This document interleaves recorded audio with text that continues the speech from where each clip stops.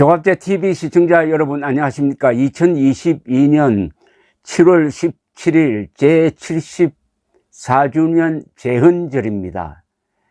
오후 4시입니다. 오늘 정의용 전 국가안보실장과 이재명 더불어민주당 의원이 각각 입장문을 발표를 했는데 더위에 고생하는 국민들에게 조금 불쾌감을 더해주는 것 아니냐 하는 생각이 듭니다. 말을 해도 어떻게 이렇게 좀 우스꽝스럽게 하는지, 또는 모질게 하는지, 또는 법을 무시하고 하는지, 상식을 무시하고 하는지 참 하는 생각이 듭니다. 그렇지만 일단 두 사람의 이야기를 소개는 해드려야 되겠다는 생각이 듭니다. 이재명 더불어민주당 의원은 자기 총선에 반드시 승리하겠다며 당대표 출마를 선언을 했습니다.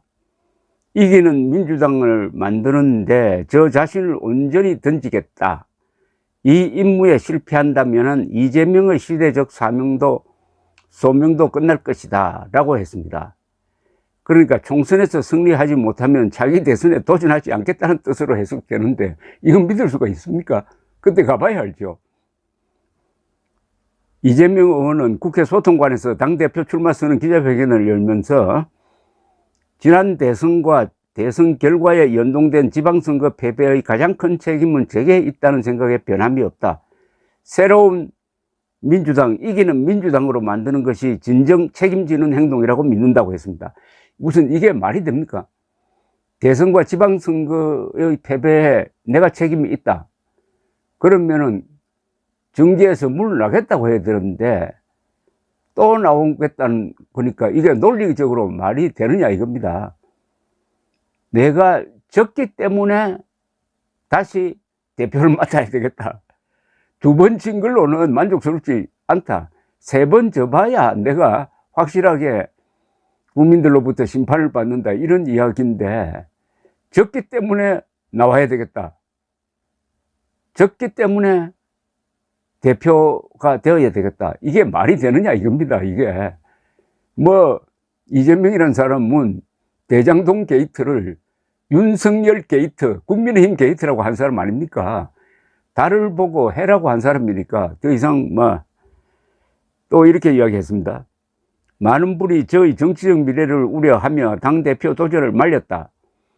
저 역시 개인 정치사로 보면 위험한 선택임을 잘 안다. 그러나 민주당이 국민의 기대와 사랑을 회복하지 못하면 총선 승리도, 지선 승리도, 대선 승리도 요원하다. 사적생의 정신으로 민심에 온몸을 던지고 국민의 집단 지성에 저희 정치적 미래를 모두 맡기겠다고 했습니다. 이것도 아무리 이해하려고 해도 잘 이해가 안 됩니다. 총선 승리도, 지선 승리도, 대선 승리도 요원하다. 그렇고 하더니 자기도 안 나오려고 했는데 나와야 되겠다는 생각을 하지 않을 수가 없었다. 그러면서 사적생이란 말, 정치인들이 입에 달고 다니는 말을 또 써먹었습니다. 사적생이란 게 뭐냐 하면은 죽기로 하면은 산다 이런 뜻인데, 사적생이란 말은 과거에 이순신 장군 같은 분이 입에 올릴 말이지 이재명 입에 담기에는 좀 적당한 단어가 아닌 것 같습니다. 그러면서 또 민생을 강조를 합니다. 민생 중심의 개혁적 실용주의로 현장에서 문제를 찾아 해결하며 경제 민생 위기에 손 놓은 산무정권 대신 국민의 삶을 지키겠다. 아니, 야당이 어떻게 국민의 삶을 지킵니까?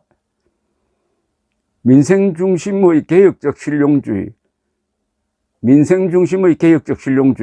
뭐가 좋은 말을 막 연결시켜 놓긴 놓았는데 이게 무슨 말인지 모르겠습니다. 여러분 이거 이해가 됩니까? 민생 중심의 개혁적 실용주의, 민생 중심 개혁 실용주의, 이 좋은 걸 다 모아 놓으니까 근사하게 느껴지는데 이게 무슨 뜻이지 하면은 감이 안 오죠. 원래 한국 정치인들 이렇게 말장난을 합니다. 근데 한국 사람들 잘 속아요. 제가 여러분들에게 한번 테스트를 하겠습니다. 지금부터 제가 하는 말의 모순점을 지적해 주십시오. 비 오는 달밤에 단둘이 홀로 앉아 지나간 미래를 추억한다.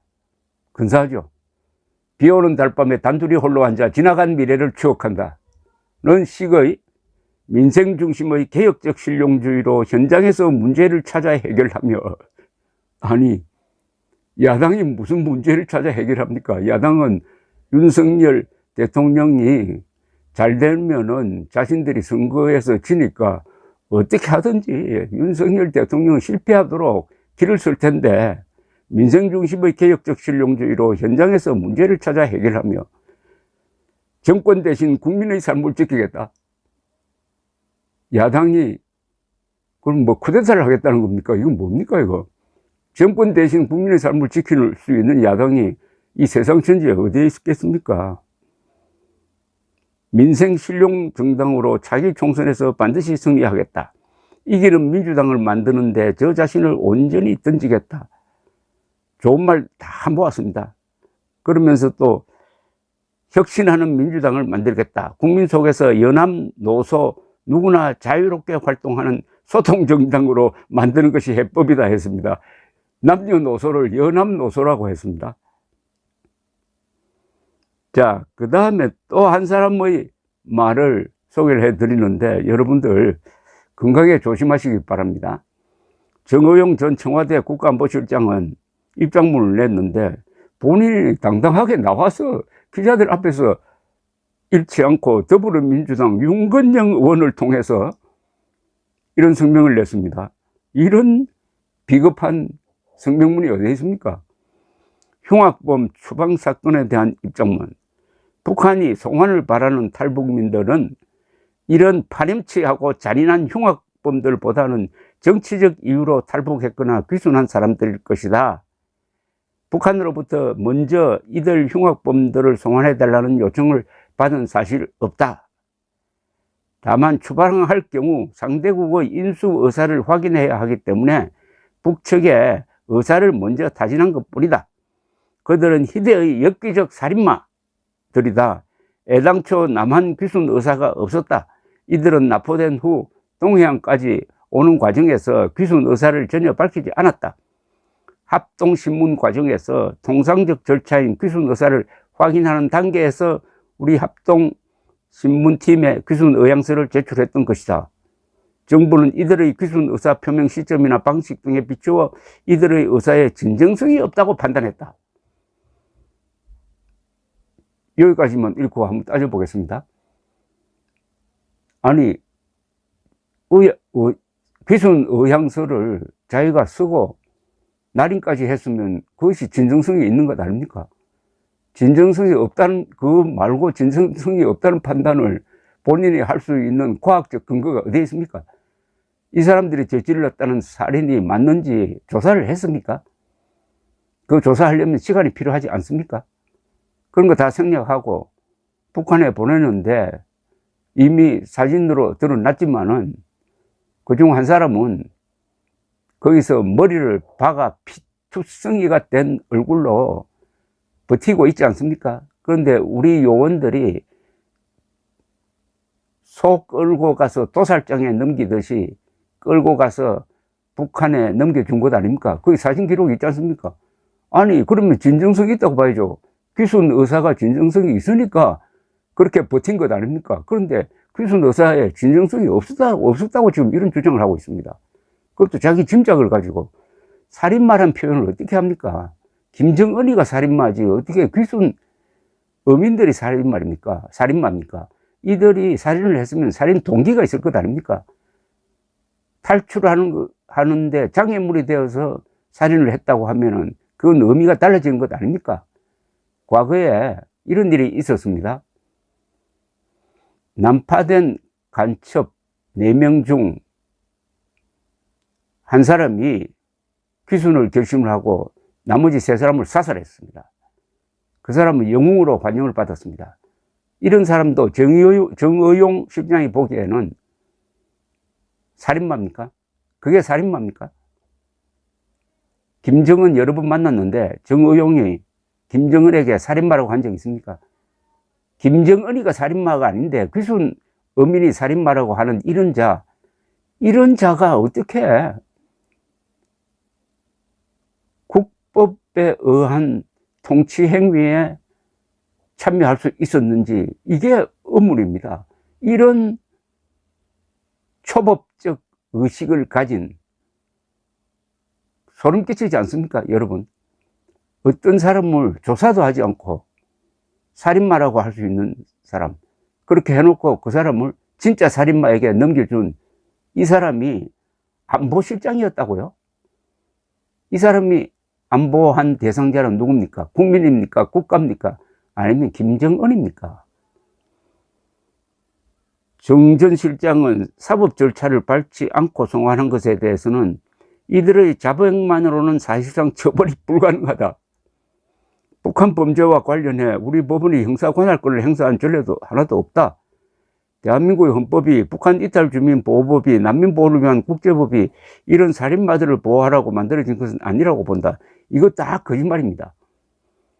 북한 이탈 주민 보호법, 난민 보호를 위한 국제법에 이런 식으로 그야말로 살인마 집단인 북한 노동당 정권에 사람을 넘겨주라는 규정이 없고 넘겨서는 안 된다는 의미만 많이 있습니다. 이 사람은 요새 신문도 안 보는가 봐요. 그러면서 이들의 자백만으로는 사실상 처벌이 불가능하다. 그러면 이들의 자백만으로는 북한에서 살인을 했다는 것도 믿을 수가 없다. 이렇게 해야 논리가 맞는 것 아닙니까? 일각에서 나오는 특별검사의 수사와 국정조사 주장에 대해서는 공직자로서 법과 절차에 따라 국민보호를 위해 최선의 결정을 했기 때문에 아무것도 거리낄 것이 없다고 했습니다. 정의용, 이재명, 문재인 정권 시절의 두 고위직 인사의 헌법에 대한, 법에 대한, 국가에 대한, 국민에 대한, 사실에 대한 의식 수준이 이 정도로 낮다는 겁니다. 그래도 요새 국민들이 윤석열 대통령 싫어하는 사람이 더 많아졌습니다. 다시 한번 문재인보다 더 악화된 이재명 세상에서 살고 싶다는 이야기입니까? 뭡니까? 국민들에 대한 도전, 짱을 낸 이재명과 정의용 두 사람에 대한 우리 국민들의 심판이 다시 한번 있어야 되겠습니다. 감사합니다.